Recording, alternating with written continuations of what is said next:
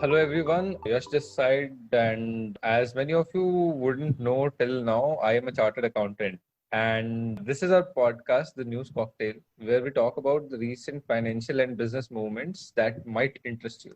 Hi everyone, Siddharth here, and I'm also a chartered accountant. And in this podcast, what we try to do is that we keep the discussion jargon free and very easy to understand. And this is our fourth episode.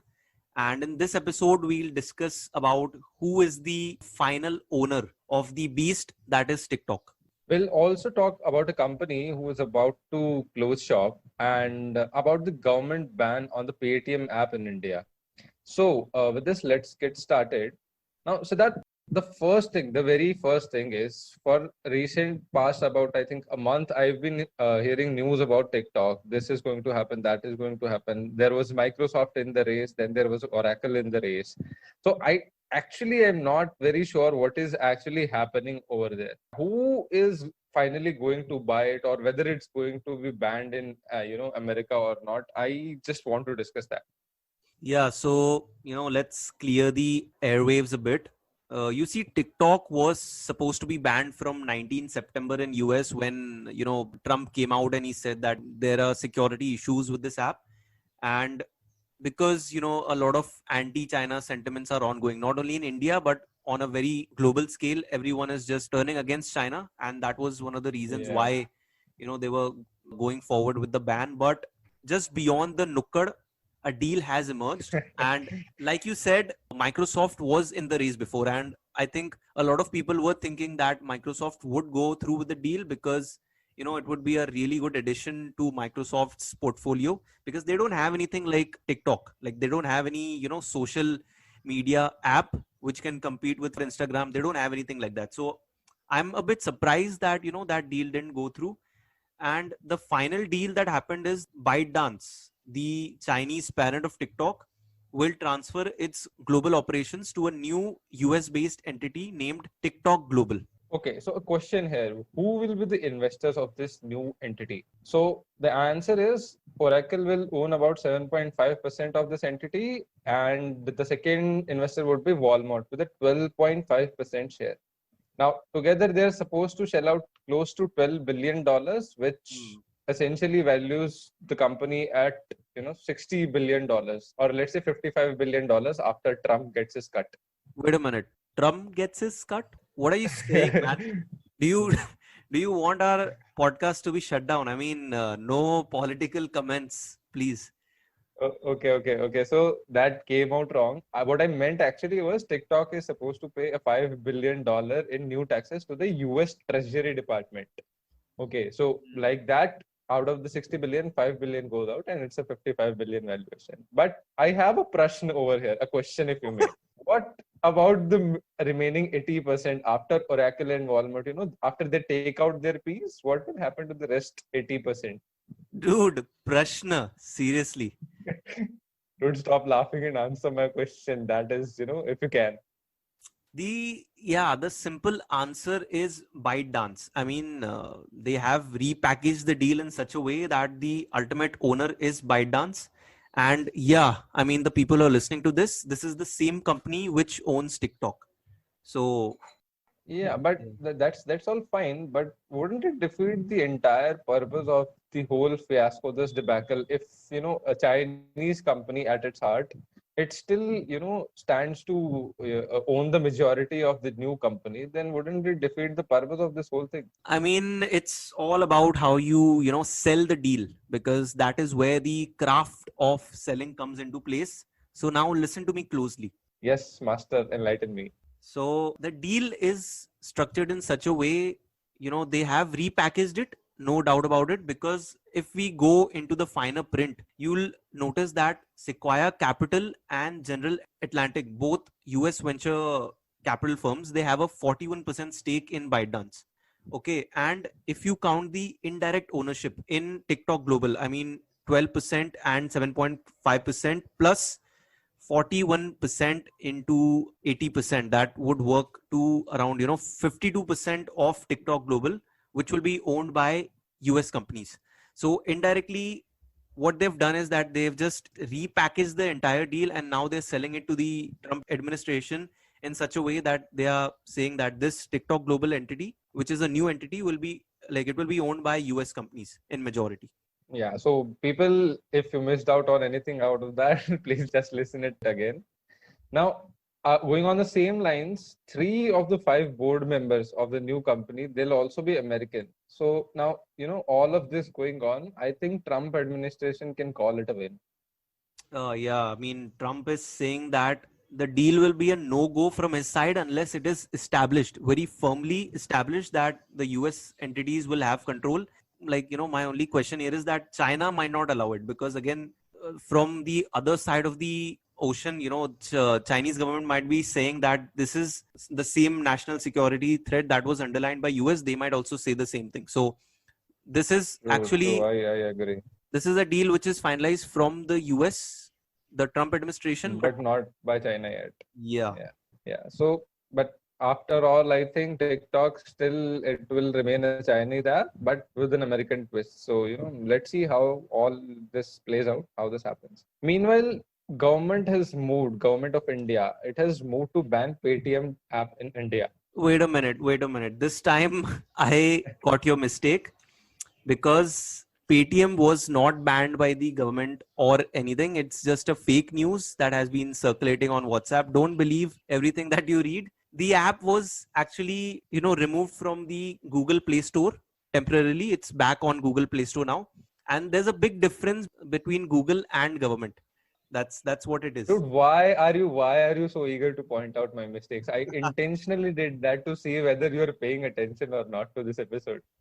Yeah, all I hear are excuses. Okay, so that is what it is. But yeah, I mean, many people are under this misconception, because what happens is when you see something on WhatsApp, you believe it, and don't believe everything that you read on WhatsApp. Check out Economic Times and other relevant material which are authentic before you make any decision. So let me explain what happened. No, dude. I'll explain. You cleared the airwaves for last topic, so it's my turn now. So, in our previous episodes, we talked a bit about battle going on between Fortnite and Apple. Well, this is something on the similar lines. On 18 September, to be precise, Google temporarily delisted Paytm from the Play Store. It stated that that Paytm was in contradiction of some Google's gambling policy. Yeah, and now what actually happened was that Paytm ran a UPI cashback campaign where users can score runs and collect certain stickers, because people are really watching IPL, and it's again the hype is there. So to just make full use of that, they launched this campaign where people could score runs, collect stickers and cashback rewards while doing transactions on Paytm at the same time. Yeah, that's why I'm not very sure how this constitutes to gambling. Considering that Google on its app, that Google Pay, they have a program called Taste Shots, Yeah. where you can play a mini game to score runs, and then by achieving milestones, let's say 100 runs or 200 runs, you can unlock certain offers with Google Pay. I mean, yeah, if we see it on a very literal basis, I don't think it's gambling, because strictly speaking, cashbacks and everything, it's going on for the past, I don't know, 5 or 6 years. And Google never came out before and said that, this is a gambling thing. And like you said, they're doing it themselves with Taste Shots. And I've played that, and Yeah. I've never won anything. So that's something. But yeah, I mean, Google is doing it themselves, and this is yet another example of unfair muscle flexing by these large tech companies, and with Google having a competing app with Paytm, to which Play Store policies might not apply because Google is the owner. So this does not seem like fair play to me. Yeah, indeed. Still, nevertheless, Paytm is back online, so that is a good news. And what I would like to say, that this misinformation that government has banned the app, it was quite laughable, because there was no as such authentic source of this apart from this gossip news websites and all. Yeah, I mean, if you blindly believe WhatsApp news, and if you just blindly believe what is circulating on social media, then this is what's going to happen. And I mean, it's great for entertainment and just doing time pass, but not best for the information. And I would again suggest people to check with the authentic sources out there, like Economic Times, Times of India, before you make any decision about what's true. Just check that out. True. I completely agree with that. So yeah. Now moving on, Siddharth, I recently read an article about a gaming company. Dude, once again, gaming, we have to talk about games, don't we? Dude, just wait a minute. This is a different type of gaming company. I'm actually talking about Smash, or rather Smash. The company, sporting store management company, it recently announced that it will be shutting shop. And personally, when I read this news, I was kind of sad, very sad. Actually, I was also sad because I've played a few games. I've actually been there in Smash, and it's one of the premium sporting companies out there, and one of its branches are there in Kamla Mills in Lower Parel. People who are listening to this, they might True. know this, and I might have played a few games with the people who are listening to this. So it is very sad, and actually it's very surprising because the company grew by 22% in terms of revenue in the year 2019. Okay, and Smash also operates offline gaming centers with virtual arcade games as well as outdoor games like cricket, bowling. But because of the pandemic and because of the whole COVID situation, footfalls have reduced dramatically. No one is going out of their homes, and if anyone is going out, I mean, no one's gonna play games anymore. I mean, it's very unrealistic to expect people to go out and play games. So all of this Yeah. has really affected Smash. Yeah, so ultimately it's all about the cash. Even if you are making profits and you can't pay your rent on time, so it's just the same. Yeah. Now, the company was actually to get this cash, the company was actually in talk with investors to raise money, but the actual deal could never materialize. So, they were not able to cover their lease payments as well as employee payouts. So, the founder himself has said that this is a premature death of the company, and he said it in an email that was targeted towards employees. Yeah, so no more bowling at Smash after office hours. That is truly Yeah. sad. But I bet that I would have destroyed you in bowling. Dude, you do realize that only Smash is closed. I can still smash you somewhere else. Hmm. Okay. So, folks, with this, the Gyan section has come to an end, and we now move on to the basic, say, Seek section, where we explain a basic financial or business term. And the chosen one for this episode is the circuit breakers. The term circuit breakers, which usually floats around the stock market. And given the recent downward trend of stock markets, we thought that we'll cover this term. To understand this term, let's take a trek down the memory lane to our childhood rather. So imagine the scene, imagine the setting. There are chocolates in the refrigerator and you want one, but as a child, it never actually stops at one, does it? Yeah, I mean, you eat one and then you go for another and then you go for another. But your mom sees you, she hands you one chocolate and she says, "That's it. I mean, that's the last one for today. You can have more, but not today." And, your heart wants more, but, mom is the ultimate authority. You can't do anything. Yeah, true. So you sadly enjoy your last chocolate for the day and wait for tomorrow when all this might or might not happen again. Now, this scenario where your mom put an upper limit, this is what we call an upper circuit in the stock market terms. So let's start from the beginning. Circuits, in a very basic term, circuits are limits which gets activated once there is a market movement of a certain percentage within a specified time. And just like in our example, your mom put an upper circuit at two chocolates beyond which all activities relating to that will halt.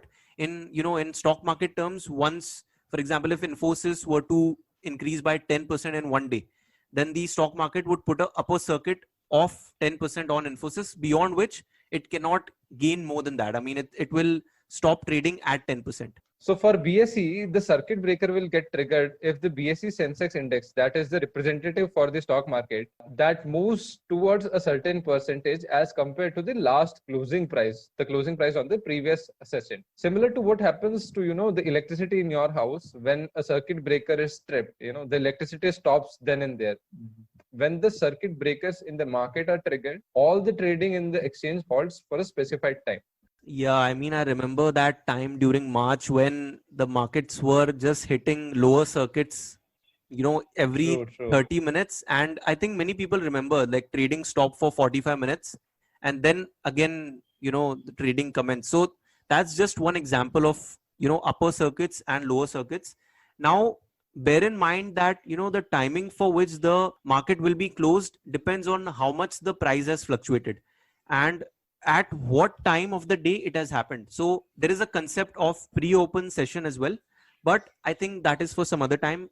For now, I think you can just, we've taken you through the basics, and we'll go in the detail some other time. Yeah, man, I'm craving chocolate suddenly. Yeah.